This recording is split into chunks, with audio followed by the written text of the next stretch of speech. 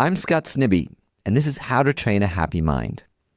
This week marks the release of the Indian edition of my book, and I feel deeply honored to reconnect these teachings with the culture that first nurtured the Buddha's path to awakening.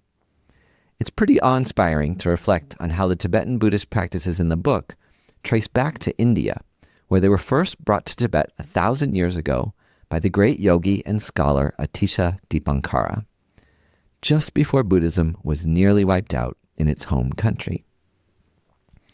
Only in the past century, with the Dalai Lama's exile to India and the cultural shifts in India's own population, has Buddhism begun to rise again in its homeland. And I'm humbled to play a very tiny part of its renewal there through the non-religious practices shared in the book, the podcast, and our Train a Happy Mind community. If you're one of our listeners in India, you can find the book at Amazon India or anywhere else you buy books. I also want to share something special happening again this year. From August 28th to 31st, I'll be leading a retreat at California's Vajrapani Institute, exploring every one of the practices from How to Train a Happy Mind. Last year's retreat nearly sold out, and this year's is already filling up. It's a rare chance to go deep into the tools that help cultivate a happy mind, fulfilling relationships, and a better world. We'll practice together in the beautiful redwood forests, enjoy delicious vegetarian meals, and connect with other kind, curious people committed to personal and collective growth. To give you a taste, today's episode is a recording of the last session I led at the retreat last year. The way this podcast works, we offer 2 weeks of new interviews and our guest-guided meditations. And then we follow those with 2 weeks in which I share lectures and meditations from the How to Train a Happy Mind sequence in progressive order. Often, these are reruns of the classic episodes that started this podcast. But sometimes I create new ones or share ones from our Train a Happy Mind community that meets every Sunday morning. By the way, if you want to join us there, you can sign up at trainahappymind.org. This week, we've reached the end of the meditation sequence. The final stage is a summary of every step of the path, from the preciousness of life to the ultimate interdependent nature of reality. In my own meditation practice, I go through this sequence every day. And yesterday, I was surprised while I was chomping on a heaping pile of nachos to have the owner of my favorite Mexican restaurant come over to tell me that he had read the book, twice in fact, and that he also now does the complete path meditation each morning when he wakes up. So if you end up enjoying this episode or have benefited from others you've heard in the past, please consider supporting the podcast and educational programs with a tax-deductible donation. You can find a link to support us at howtotrainahappymind.org.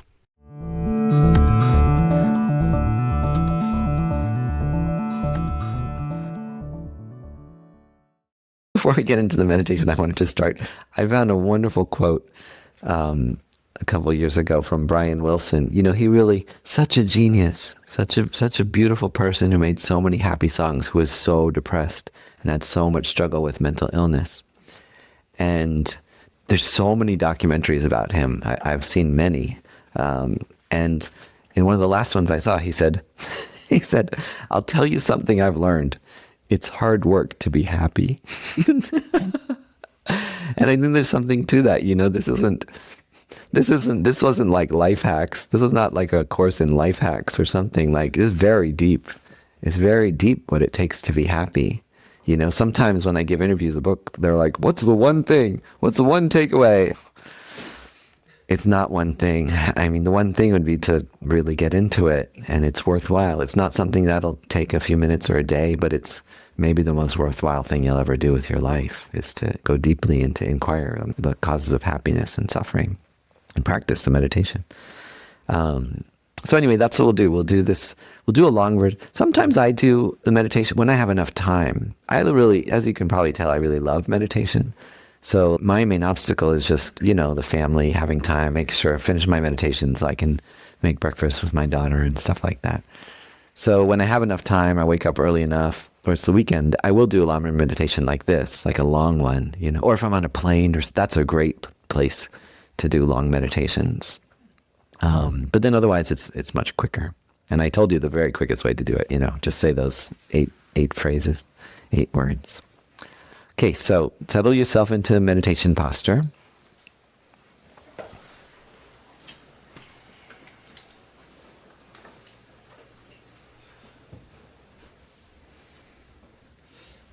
And let's motivate, not just to relax.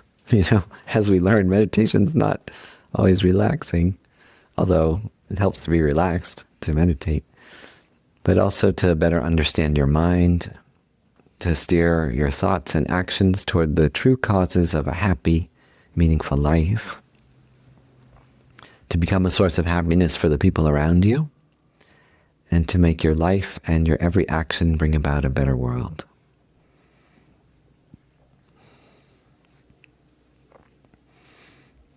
Once again, bring your focus to your breath. It comes in and out of your nostrils, or with the rise and fall of your abdomen.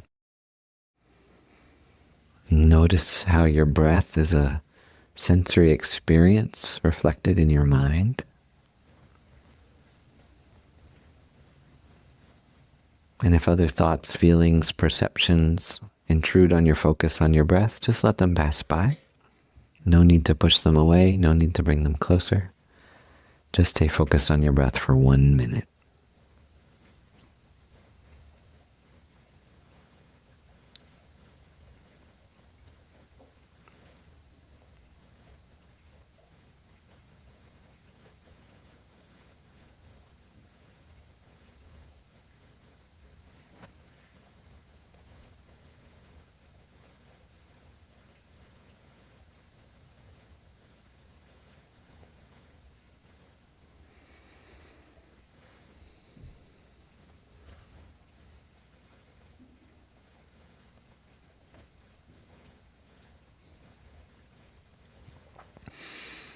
So each of us woke up today, alive in our remarkable bodies.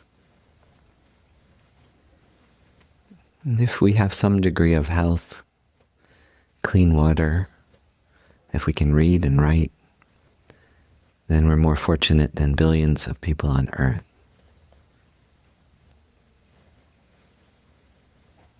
So for a moment, feel grateful for these basic endowments.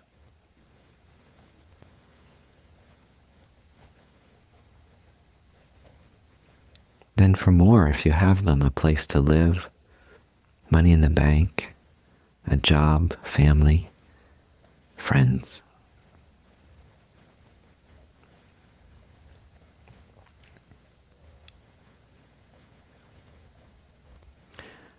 What can we accomplish in these next 24 hours? At the very least, we can be a source of comfort, help, and joy to those around us. And whether we succeed or not, just having a compassionate motivation guiding our actions becomes the cause of our own happiness.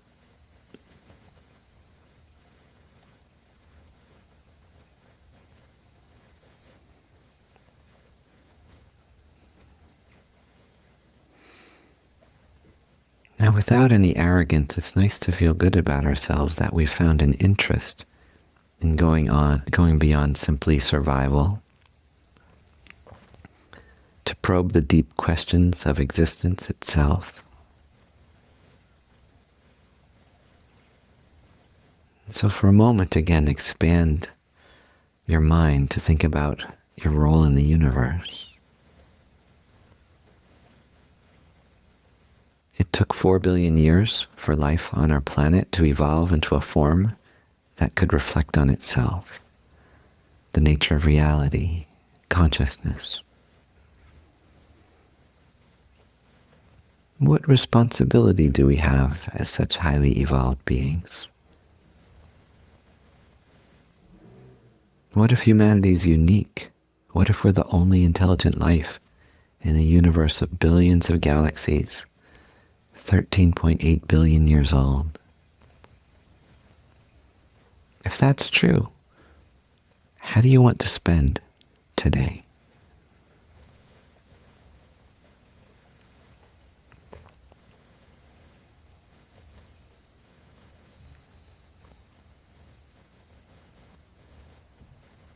Let's look a little more deeply what it means to be alive. We can start by exploring our body's parts, resting our mind on each of them in turn.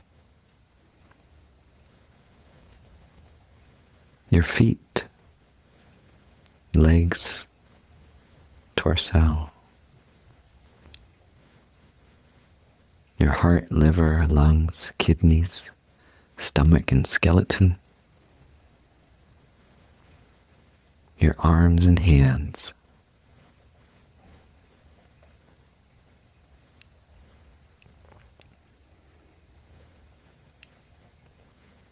the signals coming from your eyes, ears, nose, tongue, and fingers, through which your brain constructs a picture of reality.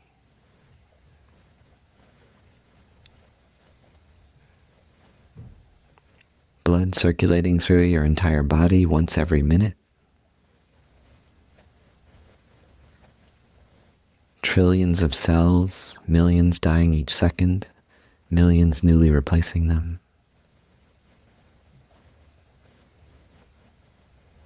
Countless spinning atoms of hydrogen, oxygen, nitrogen, carbon within those cells, exchanging subatomic particles near the speed of light.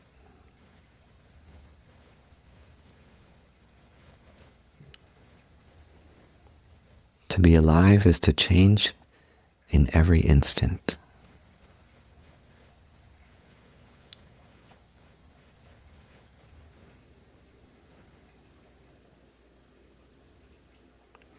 Then bring your mind to your cushion or chair, to the room around you and everything in it. Become aware that these too are changing and decaying at a subtle level, instant by instant.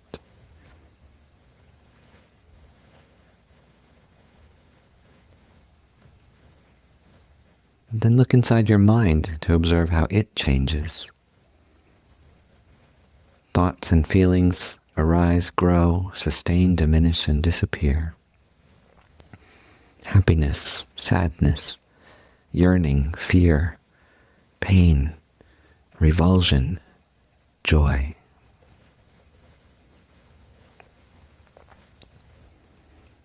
The impermanent nature of your mind means that you can steer it in any direction. So why not direct it toward happiness, meaning, and benefiting others? Impermanence means anything is possible. You can choose right now what good you want to accomplish with your body and mind.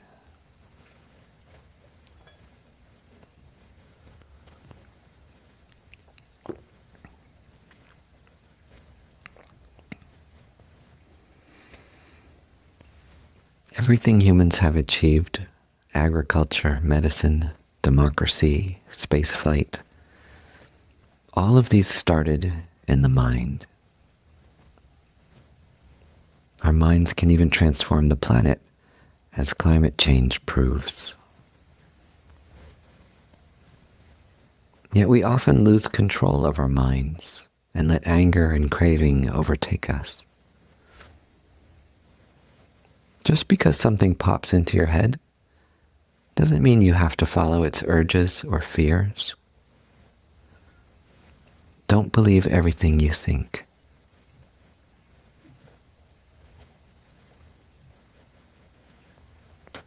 To gain control over your mind, start by simply becoming aware of what appears in it. See that you can maintain a distance from your thoughts, feelings, perceptions. You can label them, but you don't need to react to them.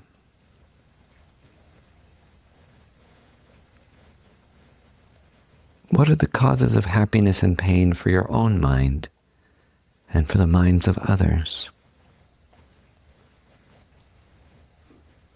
Is it possible that humans mostly mean well and only cause harm through confusion and conditioning?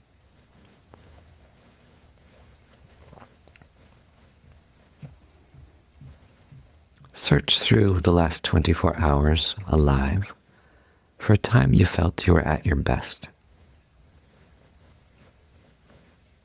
Maybe you were caring for yourself in a moment of calm, exercise, creativity. Maybe you experienced a moment of connection when you helped someone by listening, working, or laughing together.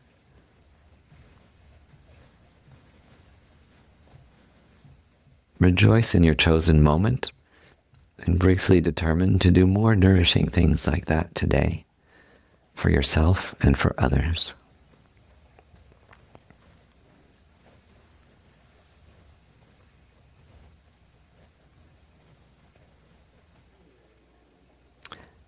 And now think of something you regret from the past day.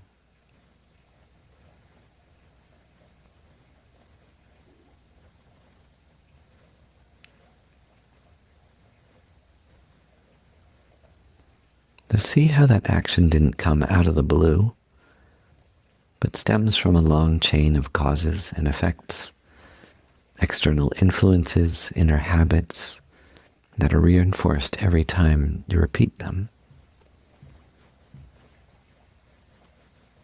What could you have done instead of the thing you regret? How could you have handled the situation better?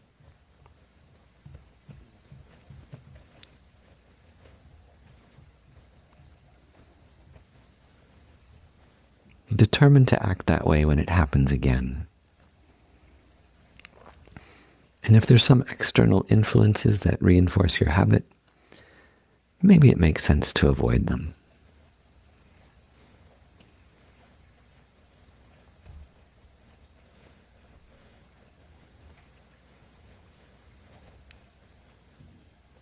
So now consider this hopeful view of your mind.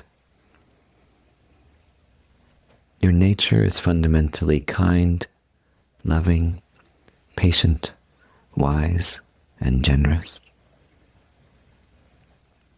Disturbing states of mind are fleeting. These disturbances can be diminished by reinforcing more positive mental habits. And with each thought and action, you transform your mind.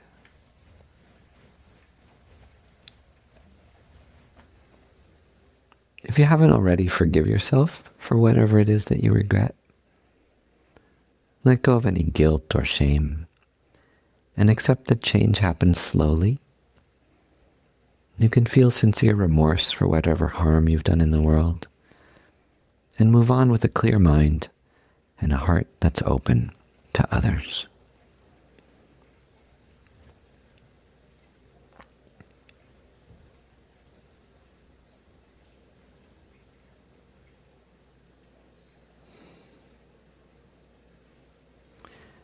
Now think about who you admire. Leaders, humanitarians, athletes, artists, activists, actors, or humbler people in your everyday life who seem to think only of others.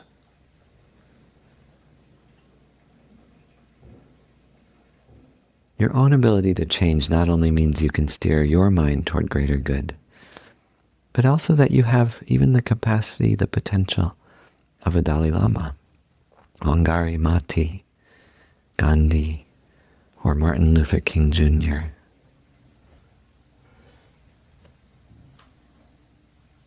The qualities these great beings cultivated in themselves can be developed by everyone. We all have the seeds of kindness, compassion, and wisdom. And mental disturbances like anger, craving, pride, jealousy are fleeting and shallow.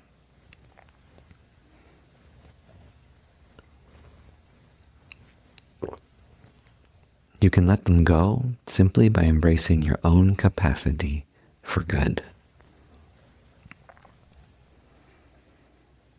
So whether you fully believe this or not, find refuge now in your own inner goodness for a moment, and in anyone you admire who embodies virtue.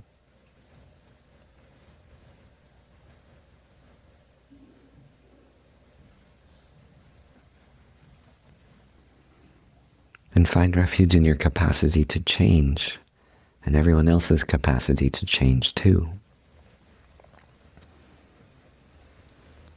Watch how these thoughts affect who you are right now and how you see others.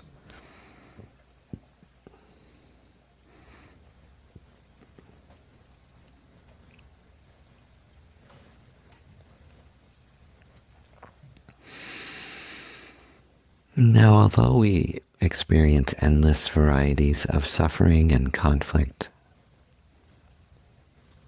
the root of our mental pain lies in three delusions so strong that in Buddhism they're called poisons: attachment, anger, and ignorance.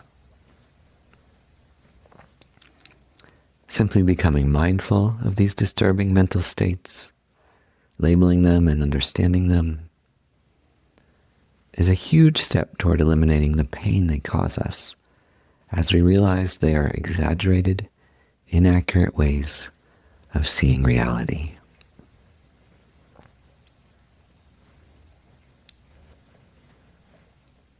Remind yourself how attachment works.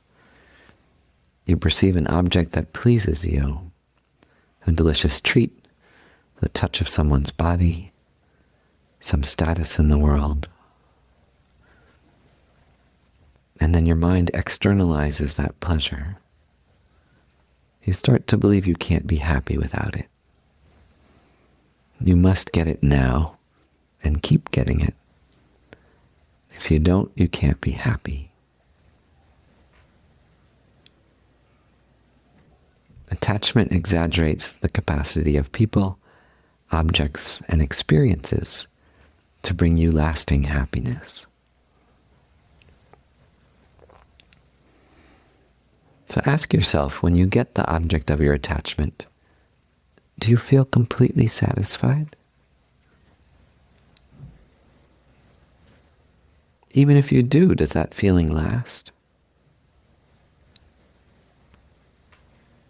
Watch your state of mind when you get the object of your attachment. So could it be that the reason you feel good is not because you satisfied your craving for some short time, but because you are, just for a moment, free from attachment?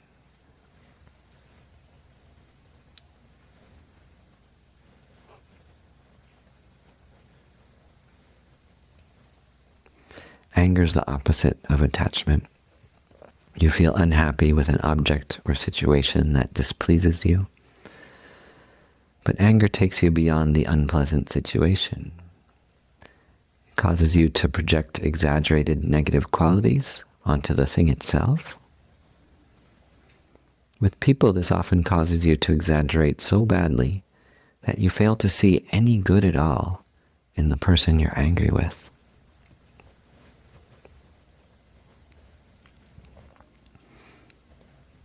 So think of someone you're angry with right now to see if this is true.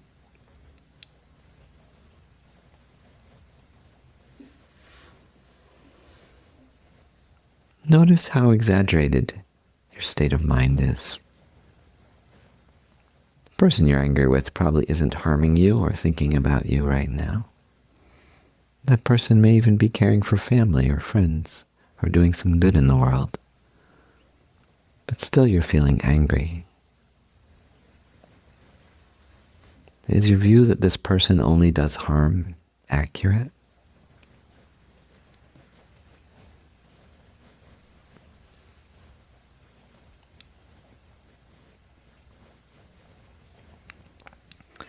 The root delusion of ignorance is seeing an exaggerated distinction between yourself and others. Through ignorance, you fail to see the interdependent, changing nature of reality, instead creating the illusion of strong opposites, good and bad, delicious and disgusting, me and you.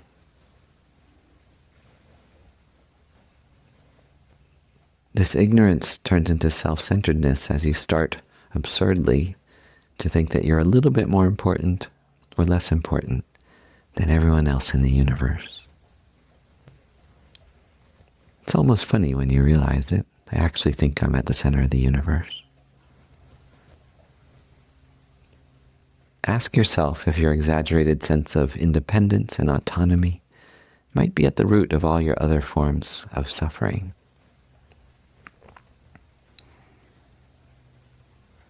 And try to see through this delusion to how you truly are, interdependent with the world around you, one among equals, in a world of constantly changing, interconnected bodies, matter, and minds.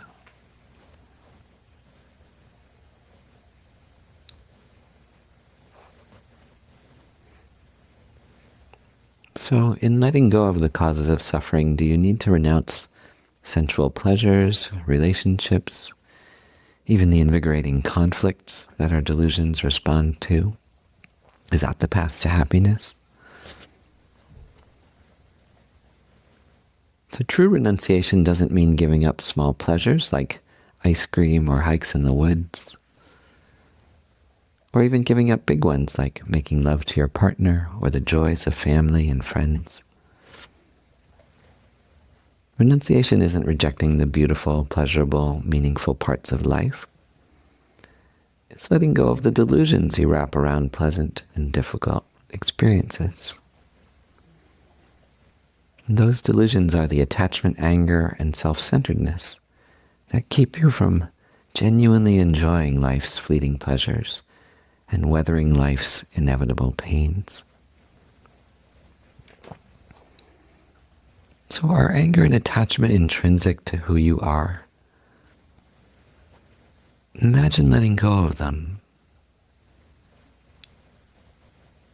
Though free from craving, might everything in fact feel better?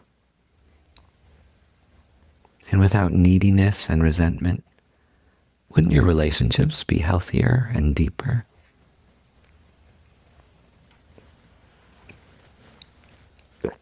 Is your feeling of separateness essential to your nature? Imagine letting go of a self-centered way of viewing the world. Imagine seeing things as changing and impermanent from multiple perspectives, with the long view that a happy, stable mind is more important than being right or wrong, winning or losing.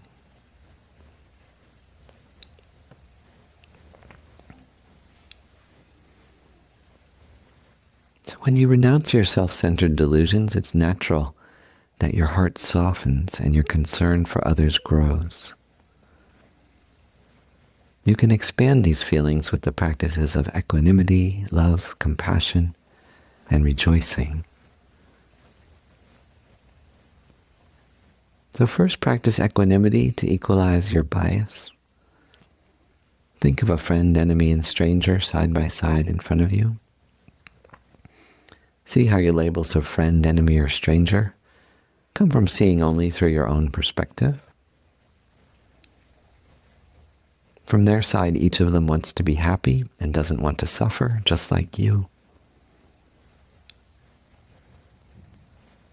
And then look at them from the perspective of others. To some, each of them is a dear friend, to others an enemy, and to many more, a stranger.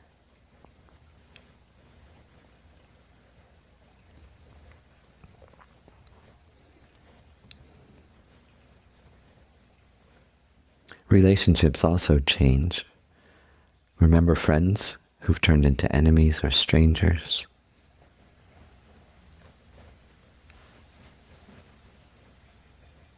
Remember enemies who've turned into friends. And remember how your friends and enemies were all once strangers.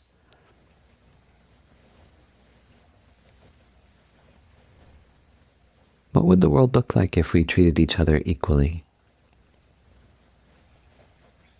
And by realizing that relationships are relative and impermanent, may my actions help to create a more equitable world where everyone is treated fairly.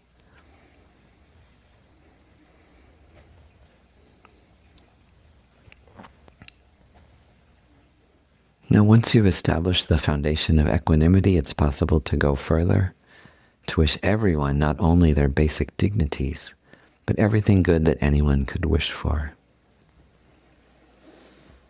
So imagine the people you care about gathered beside and behind you, family, friends, colleagues, heroes. Wish them happiness and the causes of happiness. May they have the material things they need, money, shelter, safety. May they be loved. And then imagine your enemies gathered in front of you, specific ones from your life and ones from the greater world. They want to be happy too. If it's hard for you to accept this, remember that even from your own selfish perspective, if your enemies were truly happy, they'd probably stop harming you and the people you care about. Your enemies only cause harm because of their delusions, believing that hurting others will somehow make them happy. Wish your enemies happiness, and even that you might be a cause of their happiness.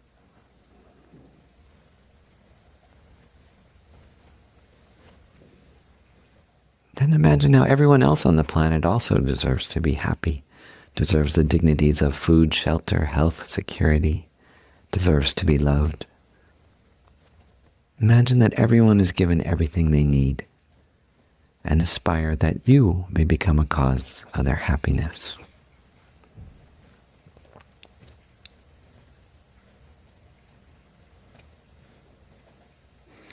Now, just as everyone wants to be happy, no one wants to suffer. So think about your friends, family, colleagues, and all they suffer through. Picture them beside and behind you and wish for them to be free of their suffering.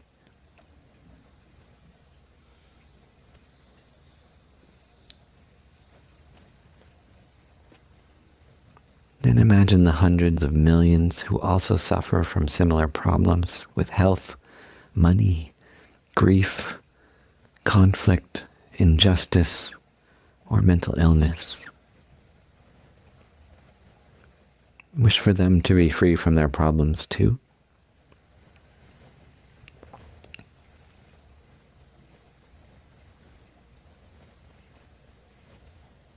Extend your compassion further to include the many people worldwide who face the severe difficulties of poverty, violence, racism, political oppression, being enslaved or sexually exploited.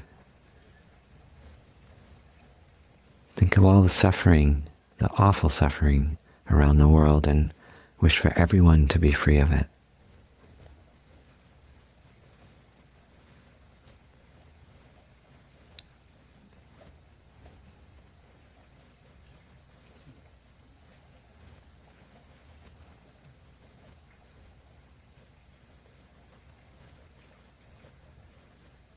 Then bring to mind your enemies who also don't want to suffer.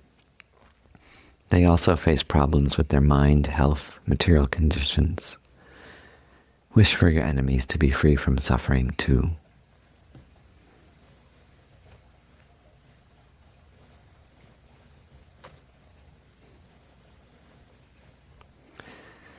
So now recall all the kindness and all the good that your family, friends, and colleagues accomplished in the past 24 hours.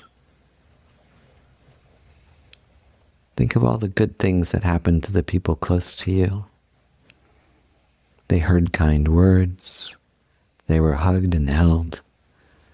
They ate delicious, nourishing meals.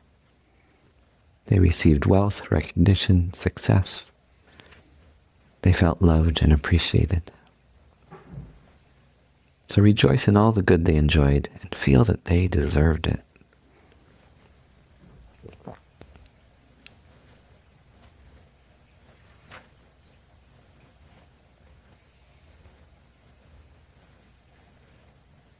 And then in the same way, think about people you don't know but admire. Religious leaders, compassionate politicians, humanitarians, activists, caregivers. Take a moment to rejoice in the great things they accomplished today that you either know of or can easily imagine. and all the good they experience too.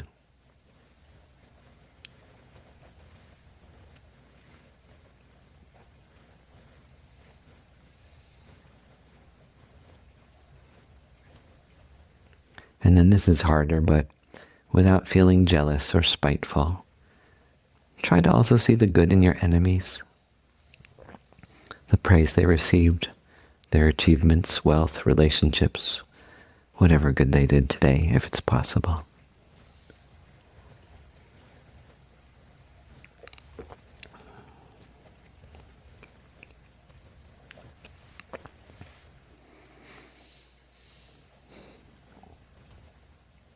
And now examine who you are with intelligent curiosity.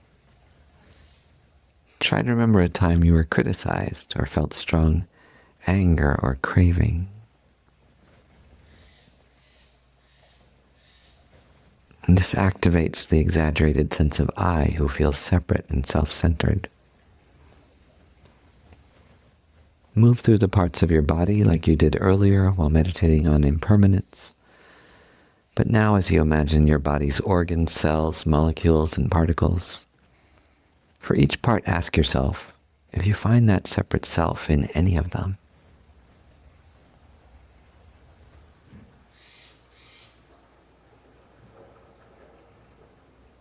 You can stop longer at the brain if you find yourself there. Search through its neurons, dendrites, axons, one side of the brain or the other. Do you find yourself in any of those parts? Ask these questions openly, without needing to find an answer.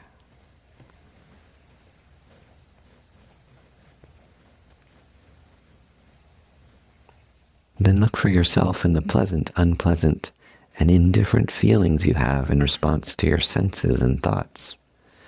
Do you find yourself in these emotional reactions?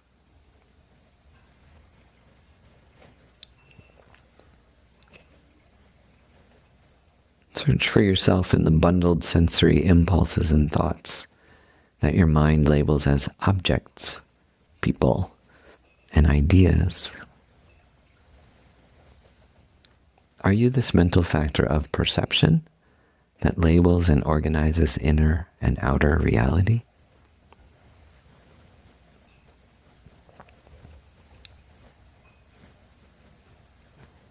Or are you urge, the mental factor that drives you to action?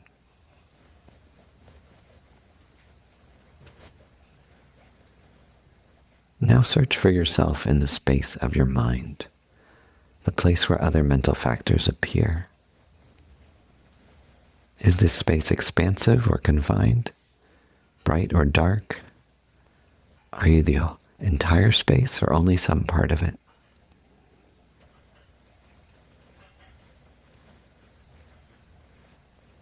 The mind can appear as moments of consciousness that grow, abide, diminish, and disappear.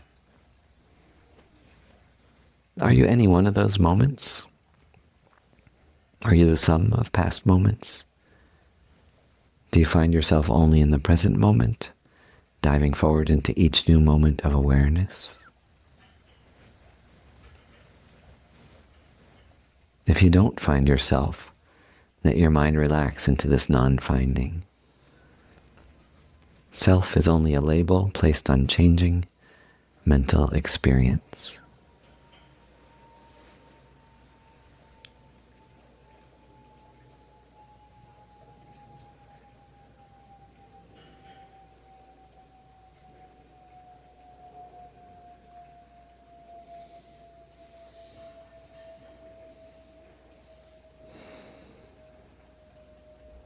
Not finding that self doesn't negate your existence, but it simply reveals that the way you exist is much richer, more interdependent and changing than it ordinarily seems.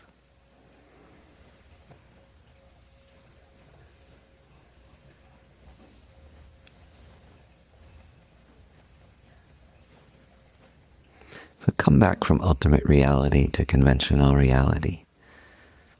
Things do exist, but only as labels applied by your mind to collections of parts. Everything comes together through endless chains of causes and effects, including you, who don't exist in the solid, unchanging, separate way that makes you feel lonely, needy, and unsatisfied.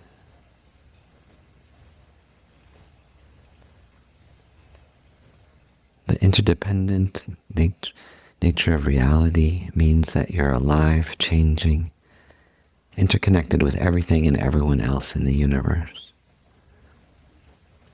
You can feel and express love and compassion, and your smallest harmful or beneficial acts have lasting impacts on the world and your mind.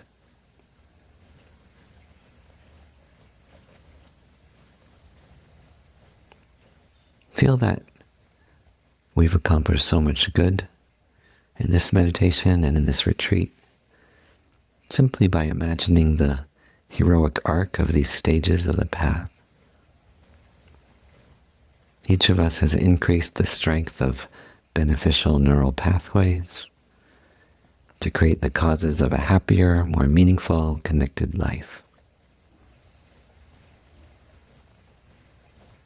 And may all the good from this meditation manifest in helpful, skillful actions and interactions as we go through the rest of our day to make the world a kinder, more compassionate, just, and joyful place.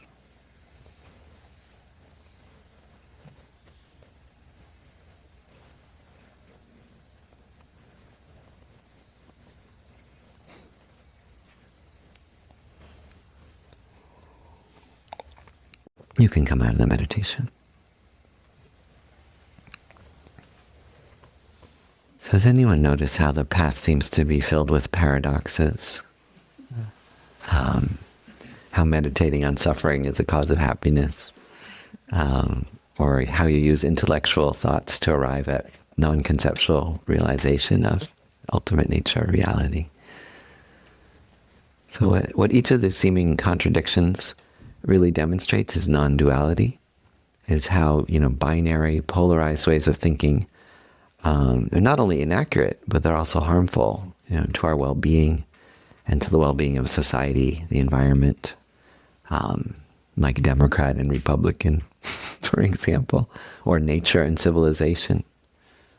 To think of that these are polar opposites.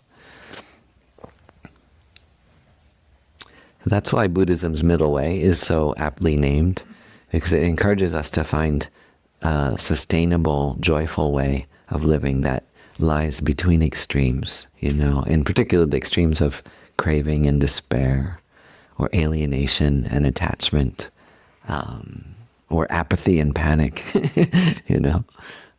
So there's something in between.